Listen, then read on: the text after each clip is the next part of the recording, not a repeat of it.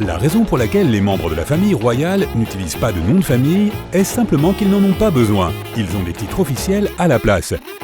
Il n'y a qu'une seule reine Elisabeth II, un seul prince William et une seule et unique princesse Charlotte.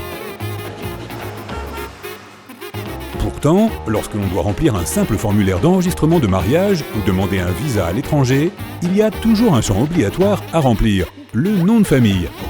Sans en avoir un, la vie pourrait devenir un peu compliquée pour la famille royale, surtout en dehors du Royaume-Uni. Donc en réalité, les membres de la famille royale ont bien un nom de famille pour de telles occasions. En 1917, le roi George V a adopté le nom du château de Windsor comme nom de la dynastie et nom de famille de la famille royale. Ainsi, tous ses descendants, y compris la reine actuelle, ont un nom de famille, Windsor. La reine et son mari, le prince Philippe, voulaient que leurs propres descendants aient un nom de famille spécifique. Ils ont donc combiné deux des leurs. C'est ainsi que le prince Charles, la princesse Anne, le prince Andrew et le prince Edward sont devenus les Mountbatten Windsor. Mais il y a un hic, c'est le nom de famille des membres qui n'ont pas de titre officiel. Le prince Charles, par exemple, est le prince de Galles. Ses fils, le prince William et le prince Harry, utilisent donc son titre comme nom de famille. William de Galles et Henri de Galles. Oui, car Harry n'est que le surnom de Henri. Lorsque le prince William s'est marié, la reine a donné un titre au couple, duc et duchesse de Cambridge. Leurs enfants, le prince George, la princesse Charlotte et le prince Louis, sont connus simplement sous le nom de George de Cambridge, Charlotte de Cambridge et Louis de Cambridge. La famille du prince Harry n'a pas de titre royal, donc son fils et sa fille s'appellent Archie Mountbatten Windsor et Lilibet Mountbatten Windsor. Les membres de la famille royale ont aussi des noms ridiculement longs. Le nom complet de la reine est Elisabeth Alexandra Marie et le nom du prince William est William Arthur Philippe Louis. Les prénoms multiples sont en fait une tradition britannique de longue date. Ces prénoms supplémentaires sont donnés pour honorer les membres précédents de la famille. C'est typique pour de nombreux Britanniques, mais la tradition est particulièrement importante pour la famille royale. Les noms des princes et des princesses sont choisis avec précaution. Le nom complet de la fille du prince William, la princesse Charlotte, est Charlotte Elizabeth Diana. Charlotte est une version féminine de Charles, qui est le nom du père du prince William. Elizabeth est un hommage à la reine elle-même, et Diana a été donnée pour honorer la mère du prince William, la princesse Diana. De plus, la reine n'a même pas de passeport. Les passeports britanniques sont émis au nom de la reine, elle n'a donc évidemment pas besoin d'en avoir un elle-même. Pour voyager à l'étranger, elle doit simplement passer un contrôle d'identité et donner son nom complet et d'autres détails personnels. Tous les autres membres de la famille royale ont bien des passeports. La reine n'a pas non plus de permis de conduire. À l'âge de 18 ans, elle a suivi une formation de conduite et depuis, elle a le droit de conduire sans jamais le confirmer à nouveau. De plus, elle peut conduire sans plaque d'immatriculation. Lorsqu'elle ne porte pas de couronne, la reine porte toujours un chapeau, tout comme les autres femmes de la royauté. Parfois, ces chapeaux peuvent être extravagants, mais ce sont toujours des chapeaux. Cela fait partie du protocole royal, qui s'inspire d'une règle d'étiquette datant des années 1950. Il était inconvenant pour les dames royales et de la classe supérieure de montrer leurs cheveux en public. Comme toujours, la famille royale reste fidèle aux traditions, si bien que les membres féminins de la famille doivent porter des chapeaux lors de tous les événements royaux officiels. Pour les événements plus modestes, les dames royales peuvent laisser leur chapeau à la maison et porter leurs cheveux relâchés. La reine a un style bien particulier. Chaque fois qu'on la voit en public, elle porte des costumes de différentes couleurs. Blanc, rouge, bleu, vert, jaune, violet, etc. Pourquoi cela ? Tout d'abord, la reine a un style particulier et bien à elle. Mais la raison principale est que ces couleurs font en sorte qu'elle se distingue dans la foule, afin que les gens puissent dire « J'ai vu la reine ». La reine porte aussi un sac à main en permanence. À bien y réfléchir, c'est inutile puisqu'elle a plusieurs gardes qui l'accompagnent en permanence. Ils peuvent porter pour elle tout ce qu'elle veut sur Terre. Mais le sac à main a une fonction bien particulière, envoyer des messages codés à son personnel. Habituellement, la reine tient le sac dans sa main gauche, mais si elle le passe à la droite, elle signale à ses gardes qu'elle préfère mettre fin à la conversation en cours. Les gardes interviennent alors et la libèrent en disant par exemple que quelqu'un veut la voir.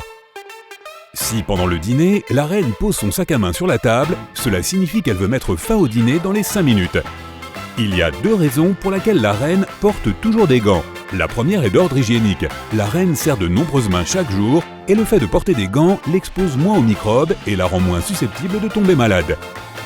La deuxième est que c'est son style distinctif. Mais il y a des occasions où la reine doit enlever ses gants, comme lorsqu'elle mange par exemple.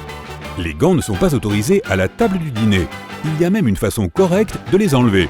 Il faut d'abord remonter un peu le gant doigt par doigt, puis le retirer, puis le poser sur ses genoux sous la serviette. La reine fête son anniversaire 2 fois par an. Son véritable anniversaire est le 21 avril. Mais elle célèbre aussi son anniversaire officiel chaque année, le 2e samedi de juin. Depuis le milieu du XVIIIe siècle, il était de coutume d'organiser un énorme défilé le jour de l'anniversaire du monarque britannique, jusqu'en 1908. Le roi Édouard VII, l'arrière-grand-père de la reine Élisabeth, avait son véritable anniversaire en novembre. Au Royaume-Uni, le temps en novembre n'est pas très propice aux célébrations, et il faisait souvent mauvais le jour de l'anniversaire du roi. Malgré tout, il voulait une grande fête, alors il a décidé de déplacer le défilé en juin, lorsque le temps est statistiquement le plus agréable. Depuis, les monarques britanniques ont un véritable anniversaire et un anniversaire officiel en juin avec un grand défilé. Mais que fait réellement la famille royale? La reine ne gouverne plus le pays, mais elle fait office de chef d'État. Elle est le visage officiel du pays et la personne qui rencontre les autres dirigeants du monde. Même si ce n'est pas elle qui prend les décisions sur le fonctionnement du pays, elle est la personne qui approuve les décisions et signe les documents.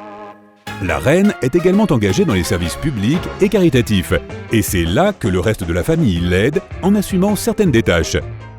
Chaque fois que la reine ne peut pas être présente, les membres de la famille royale entreprennent certaines tâches officielles en son nom. Ils voyagent à travers le Royaume-Uni et dans le monde entier, visitent des hôpitaux, des associations caritatives et d'autres organisations pour les assurer de leur soutien. C'est en partie pour cette raison que les couples de la famille royale se tiennent si rarement la main en public. La reine Élisabeth marchait généralement un peu en avant de son mari. De même, le prince William et sa femme sont rarement aperçus se tenant la main. En fait, il n'y a pas d'interdiction officielle de montrer des signes d'affection en public. C'est plutôt une question de choix. Chaque fois que les membres de la famille royale sont vus en public, ils travaillent, ils représentent la reine, et en mettant de côté leurs sentiments personnels, et en agissant de manière un peu distante, ils font preuve de professionnalisme. Plus l'événement est important, plus les membres sont susceptibles de garder une distance avec leur partenaire. Si tu te demandes d'où vient l'argent de la famille royale, sache qu'il a en fait plusieurs sources. Tout d'abord, la reine a un salaire. Le gouvernement britannique lui verse une subvention souveraine qui finance toutes les fonctions royales. Elle provient du domaine que la couronne possède, 15 à 25% des revenus du domaine reviennent à la reine. La famille royale possède beaucoup de terres et de propriétés, et c'est de là que vient l'argent. Enfin, une partie de leur argent provient d'investissements privés. Sais-tu quel membre de la famille royale est le plus riche? Non, ce n'est pas la reine, ni lui non plus. Est-ce elle est plus jeune? Non, pas lui. Le membre de la famille royale qui a la plus grande fortune est la princesse Charlotte, avec une valeur nette estimée à 5 milliards de dollars. Son frère, le prince George, qui est censé devenir roi un jour, possède 3 milliards de dollars. Ce n'est pas l'argent qu'ils gagnent réellement, car ils ne travaillent pas encore. Mais ce sont les estimations de la somme qu'ils apporteront à l'économie du Royaume-Uni qui tiennent compte de tous les aspects possibles. Beaucoup de gens viennent au Royaume-Uni en espérant voir les jeunes princes et princesses sur le balcon. La raison pour laquelle la princesse Charlotte a une plus grande fortune que son frère et futur roi est l'influence qu'elle exerce sur la mode que l'on appelle l'effet Charlotte.